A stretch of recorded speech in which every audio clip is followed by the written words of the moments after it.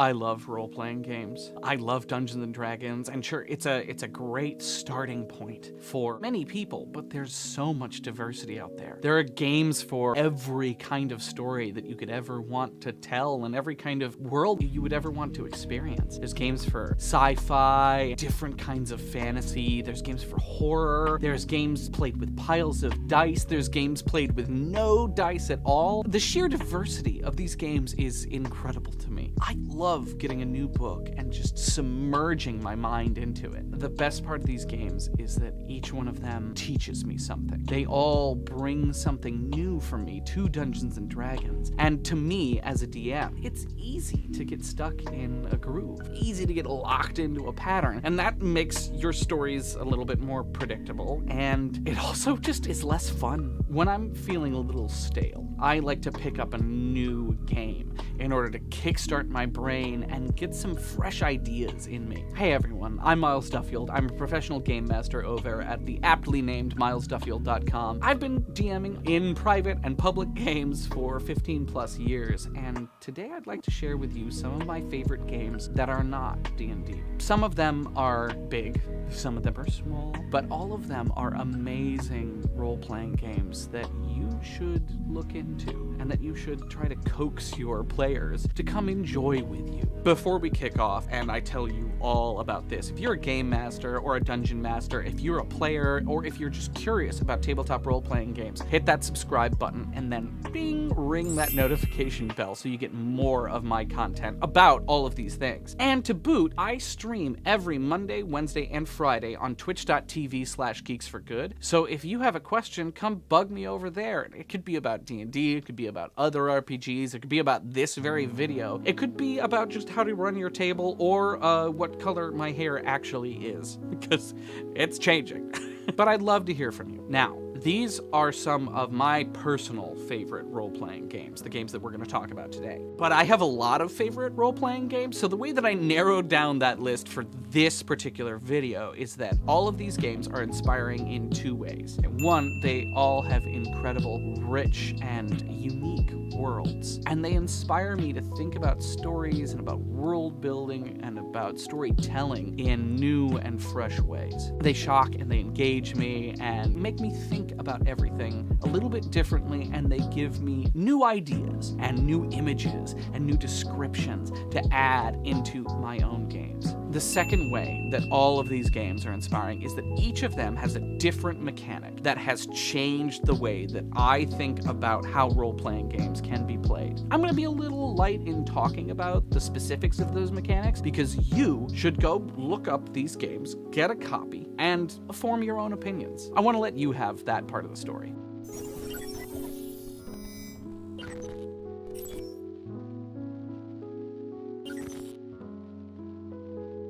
So let's start with close to D&D, something recognizable, something still in the D20 world. Except let's throw like a gallon of crazy space stuff just right at it. Starfinder by Paizo is an epic space fantasy RPG, which is loosely based on a past version of D&D. In 2009, Paizo Incorporated, then known as Paizo Publishing, they specialized in game aids and D&D adventures for 3rd edition. They published their own flagship spin-off. It was a whole game, whole setting. It was known as Pathfinder, which you may know. And if you don't know, check out Pathfinder. It just got a 2nd edition that's remarkable. So Pathfinder found a large amount of popularity, especially after 3rd edition became obsolete and D&D moved on to the less popular 4th edition. In 2017, Paizo published a sort of Pathfinder spin-off called Starfinder, which was set in the same world as Pathfinder, but thousands and thousands of years later. And it had this deeply beautiful, fleshed out science fantasy world that was painted with these gorgeously wide, colorful strokes. So the world of Starfinder is set 300 and some years after a strange event called the Gap, where everyone in the entire universe suddenly forgot their own history. And not just the people, but entire nations and religions and factions. Suddenly all of the history was erased from databanks or scraped clean off of stone tablets or whatever it might be. Countries countries fell into war or into peace. People divorced and broke up or were suddenly married. The world of Galerion, on which Pathfinder was set, mysteriously disappeared. And in its place, orbiting the same sun, was this massive space station called Absalom Station. So I picked up the game in August of 2017, right at release, just as Geeks for Good was picking up, and I ran it on Geeks for Good back in the old days. And, well, I didn't love it at first. I was having a lot of trouble clicking into it and figuring out how I could tell my own story inside of this beautiful world. And then I was reading like the fluff, and I read this one passage that really helped me snap in. This is the first paragraph of the description of Leovaro, which is this massive ringed gas planet that has like a bunch of different moons around it. In addition to several large populated moons, this peach-colored gas giant also has extensive dust rings and countless tiny shepherd moons. Through these rings swim vast Oma space whales, straining nutrients and tiny elements from the dust with their energy baleen. Whilst down in the planet's cloud layers floats a complex ecosystem ranging from air plants and giant bacteria to apex predators known as deadly cagey swarms, or the infamous tar snake, visible only by the gas it displaces. What? Something about that passage made me realize that I could include whatever science fiction story or whatever fantasy story I had ever heard or read or seen on TV or watched in a movie or a comic, and I could twist it. I could twist it however I wanted it, and it would fit into the insane logic of this world. The mechanics of the game are very Dungeons & Dragons, and you have a race, you have a class as a player. They also added a theme, which is like Dungeons & Dragons background mechanic, 5th edition, but it's a little bit more mechanically relevant and has a little bit more storytelling juice to it. There are also skills and saves, and you roll to hit, but the thing that it does remarkably well for me is the weapons in Starfinder are unique and fantastic and strange, and I think that every DM should have a look at them. There's like this weird kind of axe called a daisho that the Vesk, these lizard-like aliens, use. 3 spears of plasma coming out the top. It's so cool. Why not throw that in your D&D game? A totally alien item. I also love small indie games, and by far the best paperback indie game I have played in the last few years is Remember X by Nerdy City Games. Remember X is the 80s kids on bikes, a nostalgia-fueled Stranger Things feeling role-playing game that you've been craving and that no other role-playing game really captured the feeling of. It's set in a vividly remembered 80s Delaware town, and Remember X gives the game master the tools they need to dive into the cultural nostalgia that feels so warm and good, and also to scare the pants off of your players. There are dark things happening in this town, and of course, only the kids can find out what it is and stop it before it's too late. I haven't actually run this game, full disclosure. I have played it a couple times. I'll tell you this, the character creation system is genius. The game does a remarkable job of helping you create a character that is unique, that only you can really play, and it helps you set up specific relationships with the other players' characters at the table in record time.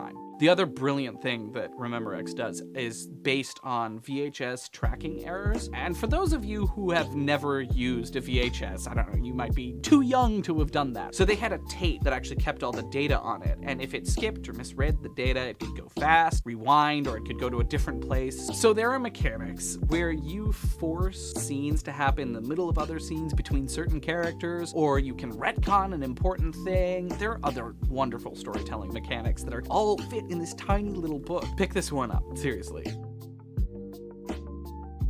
I have a soft spot for the X-Files, and I've never actually picked up the X-Files RPG. I heard some bad things about it once and it kind of turned me off to it, but I was so happy when I stumbled upon Delta Green at the 2008 Ennies. Delta Green has been around for a while. It's been a supplement, like an alternate campaign setting for the very popular Call of Cthulhu. But in 2016, the original creators who'd been making this for a very long time, Arc Dream Publishing, put out a fresh edition of the game. And they've kickstarted some of the most most amazing role-playing game content since then. Delta Green exists in the same world as traditional Call of Cthulhu, a world where there's a shadow living just beneath our mind. It's our world, but the real history has been rewritten, and things that man was not meant to know are forgotten, lost to time, but that doesn't mean that they don't still exist. This cosmic horror role-playing game has been popular for a long time, but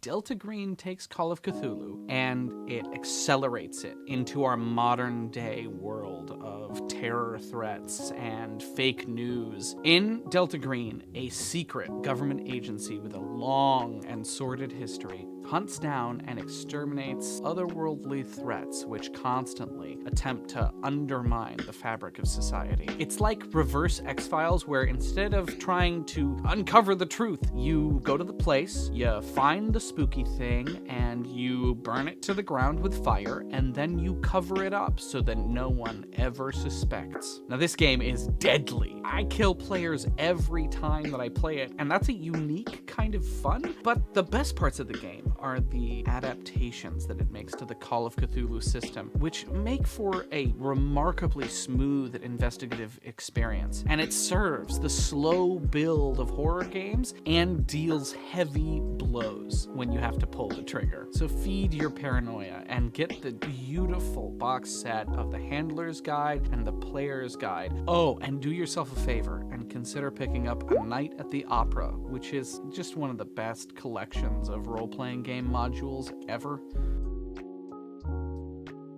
Everyone has a few friends who are absolutely obsessed with Star Wars. I know I'm that person to my group of friends, and I would do anything to spend more time in that universe playing and creating those kinds of stories. Now, there have been many attempts at a Star Wars role-playing game, but none of them come close to Fantasy Flight Games, Star Wars role-playing games, Edge of the Empire, Age of Rebellion, and Force and Destiny. Now, these games are based on a set of custom dice that are symbolic rather than numerical, meaning that you're interpreting the outcomes of dice like reading runes rather than adding up numbers. The mechanic allows for a cumulative storytelling experience at the table, where the game masters and the players work together to tell the story, which makes the experience so much more fun. Now, the downside of this system is that it's one big Star Wars game split up into 3 books. Edge of the Empire focuses on your Han Solos, on your Sabine Wrens. It's about mercenaries and smugglers and ne'er-do-wells on the edge of the galaxy trying to make it work. Age of Rebellion is a war game that centers around the conflict of the rising rebellion and the Empire after the Battle of Yavin. And Force and Destiny is the Jedi game for all your needs and deeds. It introduces a lot more Force rules, and it also crafts this world where the hunted Force user in a galaxy ruled by the Empire is trying to escape while also trying to figure out more about this gift inside of them that they don't fully understand. However, so this downside kind of sounds like an upside also. While The Empire Strikes Back has all 3 of these games in it. There's like Forcey parts where Luke's in the Force cave, and then there's like Han Solo and Lando running away from his debt, and then there's also the overarching struggle of the Empire and the Rebellion and that going on. But these 3 books also enable you to tell different and new kinds of Star Wars stories. For example, Rogue One could be a great Age of Rebellion story. Meanwhile, the very divisive Han Solo Star Wars movie, which I loved, by the way, come at me, would be a great Edge of the Empire campaign. And the wonderful video game Jedi Fallen Order would be a killer Force and Destiny game. If I were to start this, I would start with the Edge of the Empire beginner box, which is one of the coolest role-playing game products that I've ever bought. It has everything you need to get a basic sense of the rules. The adventure in the box is just great. It feels like Star Wars, and it's so exciting. Now, I've saved my personal favorite for last, and true to form on this channel, the last is, well, some people really don't like this game. I love it. Shadowrun is a very old role-playing game that just got a new edition. It's the 6th edition. So many editions. I haven't gotten to play it yet, but I've done a read-through, and my read-through suggested that it solved a lot of the problems from the previous editions, and it kept a lot of the best stuff, and added some really cool new mechanics. Shadowrun is set in a world that feels strangely familiar to our own. It is our world. In 2012, in this alternate future, magic returned to the world. Dragons woke up. The Native American tribes, long oppressed, rose up with their newfound power and split Northern America into many different pieces, owning most of it for themselves, the rest of it going to an American-Canadian alliance in the Northeast, to the new Confederate states in the Southeast, and California's over there doing its own thing, mostly getting hit by magical earthquakes and being invaded by new imperialist Japan, because things are different. Dwarves, elves, trolls, and orcs walk the street alongside people. Shamans and mages peddle wares and cast spells for a price, and corporations control the commerce of the world from this massive space station in orbit. And the internet is a Johnny Mnemonic virtual reality simulation. It has everything. And that's the best part of Shadowrun. There's so much going on, and it feels so familiar while feeling so different. What's the worst part of Shadowrun? There's so much going on, and it feels so familiar while feeling so different. Understanding the world takes real reading, and it's especially hard to casually play because of that. But the depth of this massive world that they've been building for years and years and years, it just sets the ceiling for engagement so much higher. In college, I used to play Shadowrun with my friends. The weekend would come and everyone would get out of rehearsal and conglomerate at the house, and I would get off doing stunts, and I would come back. I'd been prepping all week, and we would play starting at 6 o'clock. We'd go till 4 o'clock in the morning. We'd sleep for a bit. We'd wake up in the morning and start playing with breakfast, and we would just keep going like that. And it was incredible. But the thing that I loved the most about the game is that it fit into my player's hand. I know I just talked about being big, but the reality is that they had a different understanding of encountering a group of racists at a fast food joint than they ever would of encountering an orcish ambush on the road to Elturel. And they understood their tools better. They knew what a cell phone could do. They knew what a gun is capable of. Their familiarity with our real world helped them dive deeper into the fictional one that we were exploring. And that invigorated me, and I hope it invigorates you too. Now, the mechanics that I really, really like in the new edition of Shadowrun is this idea of edge, which is this point system, which is kind of like Advantage in D&D, but it's much more flexible and fluid, and it goes back and forth. And if you do it right, you're gonna end up just rolling fistfuls of D6s, which is always fun. All right, that's it. There's your 5. Get off my lawn. Go roll death saves, whatever. But first, subscribe and hit that notification bell as well, and keep seeing more of me and more of this conversation. Now, if you have games that you really want to have heard and you want to talk to me about, please throw that information in the comments along with a like. Now, those of you who watched it here, you all help me so much because YouTube's algorithms are built for you. So thank you for watching this far. I'm also on Twitter, on Facebook, and Instagram at Geeks for Good. So follow me on all those places. I stream every Monday, Wednesday, and Friday at 1 o'clock p.m. and some Wednesday nights at 7 o'clock p.m. playing games during the day and doing some D&D prep during the night. I'll have another video up for you next week, and until then, keep rolling critically. Is that my sign-off? Is that my sign-off now? Is that how I'm gonna sign off? I don't know. Enjoy those games, though.